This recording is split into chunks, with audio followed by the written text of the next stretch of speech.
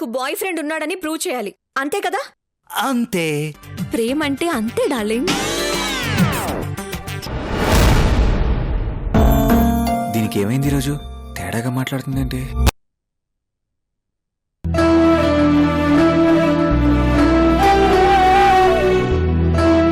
మీ గురించి తెలిసి కూడా మిమ్మల్ని అపార్థం చేసుకున్నాను. Sorry Gauri sir.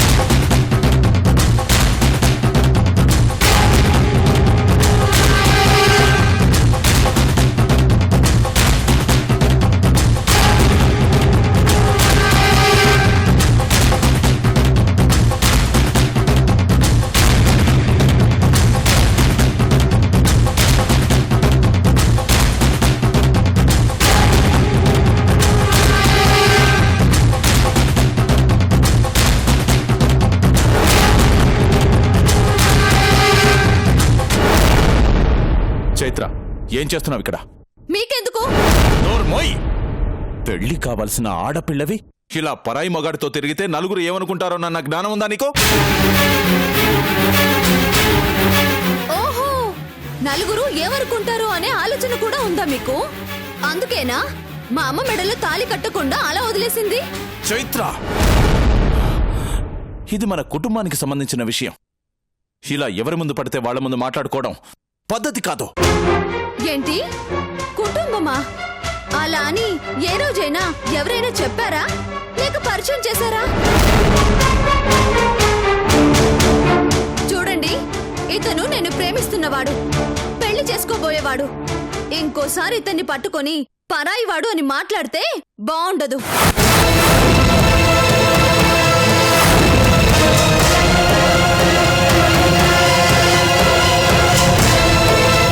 అమ్మా చైత్ర, ఏంటమ్మా నువ్వు మాట్లాడేది? వీణ్ణా నువ్వు ప్రేమించేది? వీణ్ణా నువ్వు పెళ్లి చేసుకోవాలనుకునేది? వీడు ఎలాంటి వాడో, వీడి క్యారెక్టర్ ఏంటో నీకు తెలీదమ్మా. వీడి మాయమాటల్ని నువ్వు నిజమని నమ్ముతున్నావు. ప్రేమ పేరుతో వీడు నిన్ను మోసం చెయ్యాలని చూస్తున్నాడమ్మా. అందరూ మీలాగే ఉంటారని అనుకోకండి. చైత్ర, ఏంటి ఏంటి అరుస్తున్నారు? అసలెవరు మీరు? ఎందుకు నా విషయంలో జోక్యం చేసుకుంటున్నారు? ఏ హక్కుంది మీకు? పిచ్చి పిచ్చిగా మాట్లాడకు చైత్ర. ఏంటి చైత్ర ఇది? కన్ను తండ్రిని పట్టుకొని నువ్వు అలా మాట్లాడడం తప్పు కదూ. ముందు సారీ చెప్పు. రే రే రే రే, నొట్టించకరా. అతనికి మీ లక్షణాలు లేవులేండి. చైత్ర, నా మీద నీకు కోపం ఉంటే ఉండనివ్వు, కానీ ఈ విషయంలో మాత్రం కొంచెం నా మాట వినమ్మా. వీడు మేకతోలు కప్పుకున్నా తోడేలమ్మా.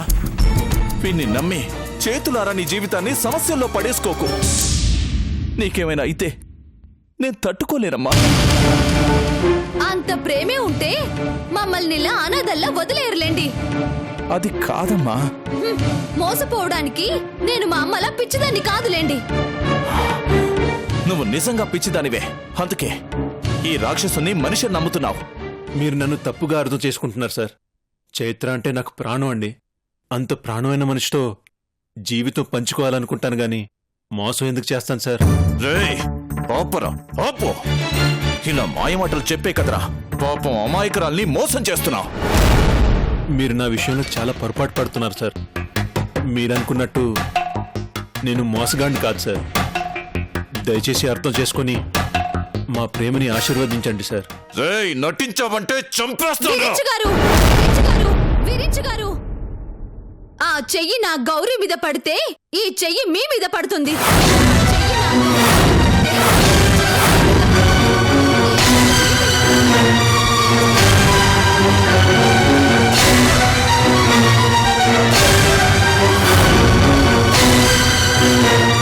మా అమ్మ మెడలో మీరు తాళి కట్టలేదని తెలిసాక కూడా నన్ను పెళ్లి చేసుకోవడానికి ముందుకొచ్చిన దేవుడు గౌరీ గారు.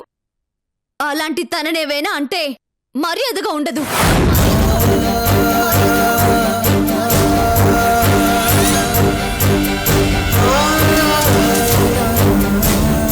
రండి గౌరీ గారు.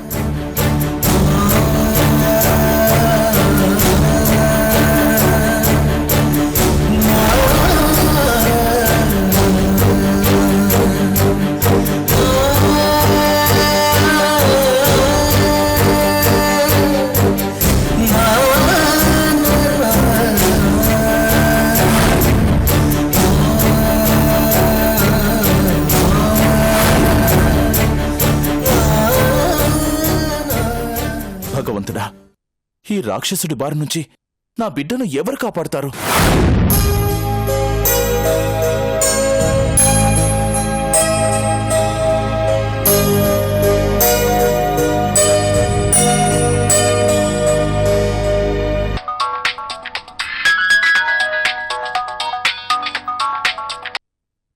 హలో హలో రిషి, నేనమ్మా రంగారావుని. అదేనమ్మా మీ డాడీ ఫ్రెండ్ని. ఓ మీరా? Good morning uncle. ఎలా ఉన్నారు? బావున్నానమ్మా, నువ్వెలా ఉన్నావు? Fine uncle. అవును, నీ సినిమా షూటింగ్ ఎంతవరకు వచ్చింది? ఆల్మోస్ట్ అయిపోయినట్టే అంకుల్. ఇంకొంచెం టాకీ పార్ట్ 2 సాంగ్స్ ఉన్నాయి. అవునా, very good, all the best. Thanks uncle. Thank you very much. ఇంకేంటి అంకుల్ సంగతులు? బాబు, వచ్చే నెల 20వ తారీఖు మా పెద్దబ్బాయి పెళ్ళుంది. పిలుద్దామని మీ నాన్నకు ఫోన్ చేస్తే లిఫ్ట్ చేయట్లేదు. అందుకే నీకు ఫోన్ చేశాను.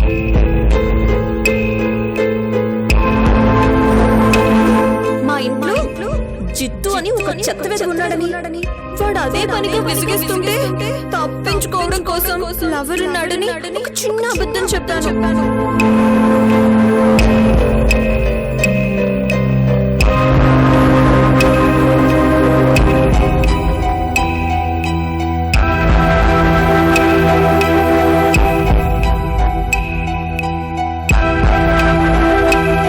హలో బాబు. హలో. చెప్పండి అంకుల్. అదేనమ్మా, పెళ్లి విషయం మీ డాడీకి చెప్దామని ఫోన్ చేశాను. మీకు ఎలా చెప్పాలో నాకు అర్థం కావట్లేదు అంకుల్. ఏమైంది బాబు? మాట్లాడవేంటి? I can understand uncle, but ఎలా కుదురుతుంది చెప్పండి? పరిస్థితి ఏంటో మీకు తెలుసు కదా. పరిస్థితి ఏంటి బాబు? నువ్వు మాట్లాడేదేంటో నాకేం అర్థం కావట్లేదు. అర్థం చేసుకోవాలి అంకుల్.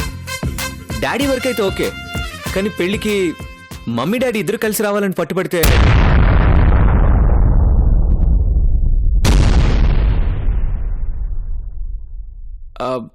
ఎలా చెప్పండి అంకుల్? నేనెప్పుడు పట్టుబట్టాను బాబు? లేదంకుల్, అది జరగని పని. సూర్యుడు చంద్రుడు కలిసి ఒకేసారి రావడం కుదురుతుందేమో గాని మమ్మీ డాడీ కలిసి ఈ పెళ్లికి రావడం అనేది జరగని పని. అది అసాధ్యం కూడా. అది కాదు బాబు, అసలు మీ మమ్మీ డాడీ కలిసి రావాలని నేనెప్పుడు అన్నాను? అబ్బా, ఏంటి అంకుల్ మీరు? అన్నీ తెలుసు కూడా మీరిలా బాధపడడం ఏం బాలేదు. అయినా జరగని విషయాల గురించి బాధపడి ఏం ప్రయోజనం చెప్పండి?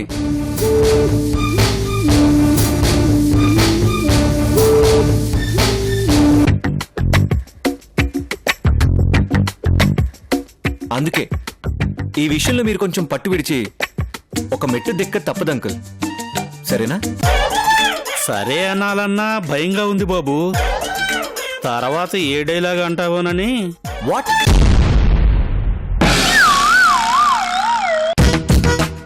ఏంటి అంకుల్ మీరు అనేది? నో అంకుల్, మీ ఆలోచన కరెక్ట్ కాదు. పద్ధతి అంతకన్నా కాదు. ఒక్క ముక్క అర్థమైతే ఒట్టు బాబు.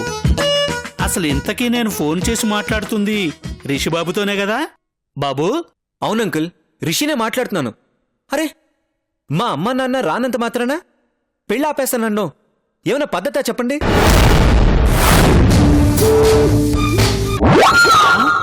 పెళ్ళి ఆపేస్తానన్నానా? ఎప్పుడు? అది మీకు మా కుటుంబం మీదున్న అభిమానం, గౌరవం అంకుల్. కానీ వాటి వల్ల పెళ్ళి ఆపేస్తానడం ఎంతవరకు సమంజసం చెప్పండి?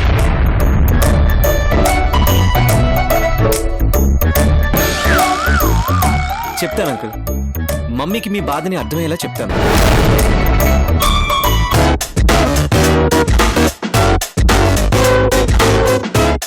ఓకే ఓకే, తప్పకుండా. మోస్ట్లీ మమ్మీ డాడీ ఇద్దరు కలిసి వచ్చేలాగే చూస్తాను.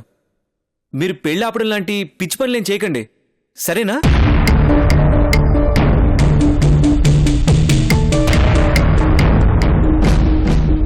రంగారావు అంకుల్ మమ్మీ, నువ్వు డాడీ కలిసి పెళ్లికి వెళ్ళాలంట, లేకపోతే పెళ్లి ఆపేస్తానంటున్నారు.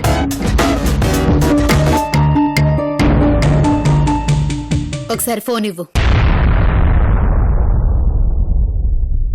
మమ్మీ, నేను కూడా మాట్లాడతాను, ఇవ్వు. అంకుల్, మా మమ్మీ మాట్లాడతారంట. అలాగే బాబు. తలా తోక లేకుండా ఏదేదో మాట్లాడి ఇప్పటికే సగం పిచ్చెక్కించేశాడు. ఈవిడ పూర్తిగా పిచ్చోండి చేసేస్తుందేమో. అనవసరంగా ఫోన్ చేసినట్టున్నానుగా. రిషి,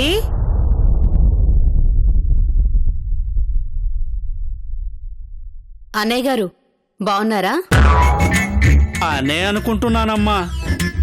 తర్వాత పరిస్థితి ఏంటన్నది నీ మాటల మీద ఆధారపడుందమ్మా. ఏంటి, నేను ఆయన కలిసి రాకపోతే పెళ్లి ఆపేస్తారా? అమ్మా, అది ఇరాను ఇరాకు కొట్టుకొని ఇండియా మీద బాంబేసినట్టు వీళ్ళిద్దరూ నా మీద పడ్డారు. సరే ఆపేయండి, ఓ గొడవ వదిలిపోద్ది. అయినా ఈ పెళ్లిళ్ళ వల్ల ఏం ప్రయోజనాలున్నాయి చెప్పండి? ఏమోనమ్మా, ఈ విషయం మీద నేనెప్పుడూ రీసెర్చ్ చేయలేదమ్మా. స్టేట్మెంట్ మీదే కాబట్టి అభిప్రాయం కూడా మీరే చెప్పండమ్మా. మగాడి బుద్ధి కోతి లాంటిది. పెళ్ళయ్యాక కొద్ది రోజులు తిన్నగానే ఉంటాడు, కాని తర్వాతే పక్క చూపులు చూడడం మొదలు పెడతాడు. కట్టుకున్న భార్యకి నరకం చూపిస్తాడు. తాళి కట్టించుకున్న పాపానికి బతికినన్ని రోజులు భరిస్తూ బ్రతకాలి. హ, అవసరమా చెప్పండి?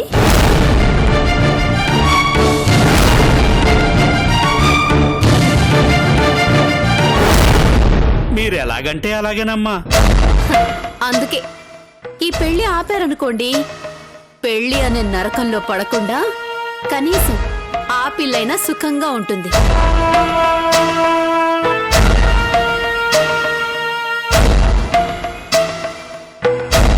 సరేనమ్మా, అలాగేనమ్మా, ఉంటానమ్మా. కర్మ కర్మ.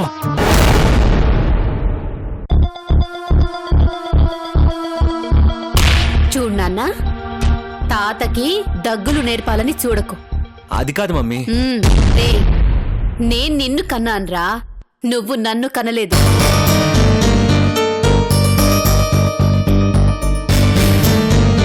ఇలాంటి యాక్టింగ్లన్నీ సెట్లో చూపించు, అందరూ చప్పట్లు కొడతారు. స్క్రీన్ మీద చూసి ఒక తల్లిగా నేను కూడా ఆనందపడతాను, అంతేగాని ఇంట్లో చూపించొద్దు. సరేనా? మమ్మీ,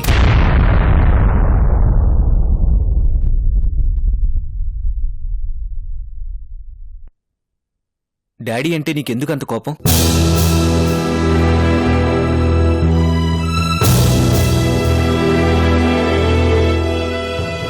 కోపం కాదురా,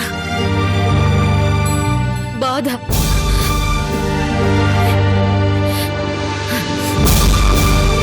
చెబితే అర్థం చేసుకునే వయసు నీకు లేదు. పరిస్థితులు చేదాటాక చెప్పుకున్నా ప్రయోజనం లేదు.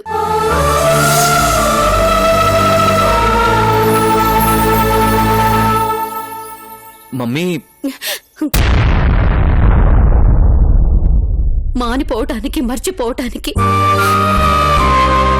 ఆ దెబ్బ తగిలింది ఒంటి మీద కాదురా, మనసు మీద.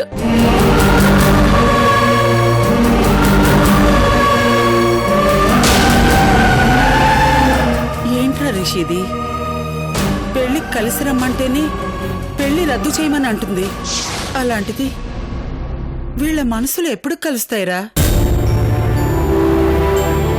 ఇంత పంతంగా ఉన్నా మీ అమ్మ మనసు మారుతుందన్న గాని, తిరిగి మీ అమ్మ నాన్న సంతోషంగా ఉంటారన్న నమ్మకం గాని నాకు కలగట్లేదురా.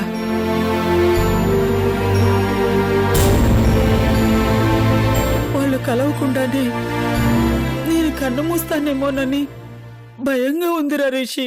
అబ్బా ఆపవే బామ్మ. మమ్మీ డాడీ కలుస్తారు. కలిపే బాధ్యత నాది. వాళ్ళిద్దరూ కలిసి నీ గొంతులో తులసి తీర్థం పోసేలా చేస్తాను. ఓకేనా? ఈ జీవితానికి అంతకంటే కావాల్సిందే ఉందిరా.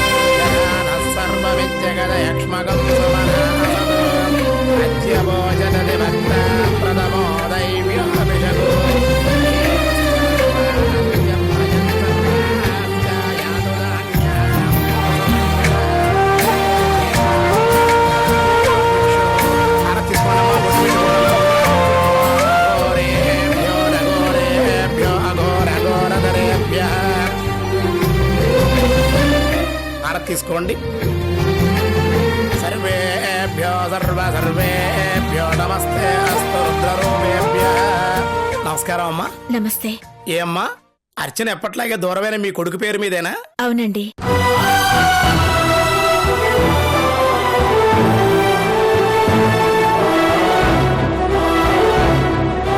మిమ్మల్ని చూస్తుంటే జాలేస్తోందమ్మా. ఇంట్లోంచి వెళ్ళిపోయిన మీ కొడుకుని తిరిగి వచ్చేలా చేయమని 15 ఏళ్లుగా దేవుణ్ణి కోరుకుంటూనే ఉన్నారు.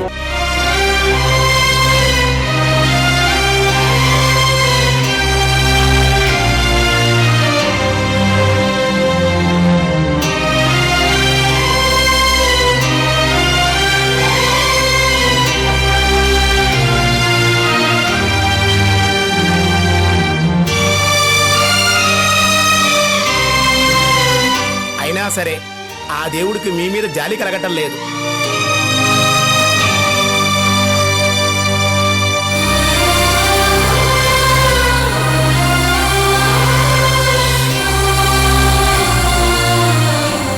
ఇలా అంటున్నానని మరోలో అనుకోకమ్మా. నువ్వు చేసిన పని నచ్చకే దేవుడు నీ మొర వినటం లేదు, కరుణించటం లేదమ్మా.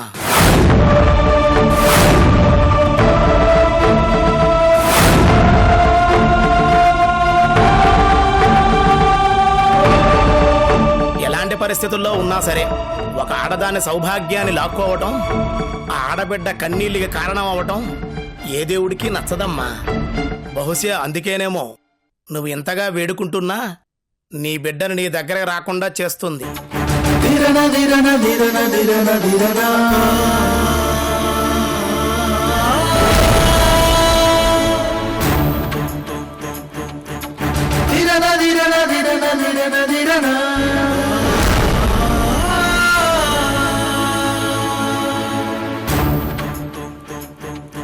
అమ్మా, నాకు అనిపించింది చెప్పాను. మీ మనస్సు నొచ్చుకుని ఉంటే మన్నించమ్మా. ఆ దేవుడు నా రాతని ఇలా రాశాడు. దానికి ఎవరిని నిందించి ఏం ప్రయోజనం పూజారి గారు?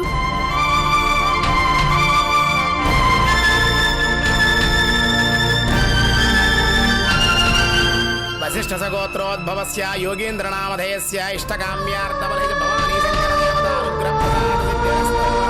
వందే శంభోపతిం సర్వతో వందే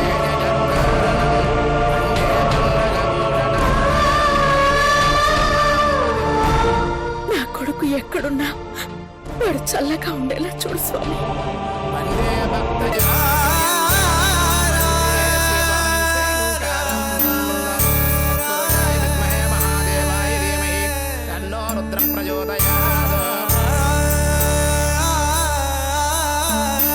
మీ కొడుకు వచ్చాడమ్మా. అమ్మా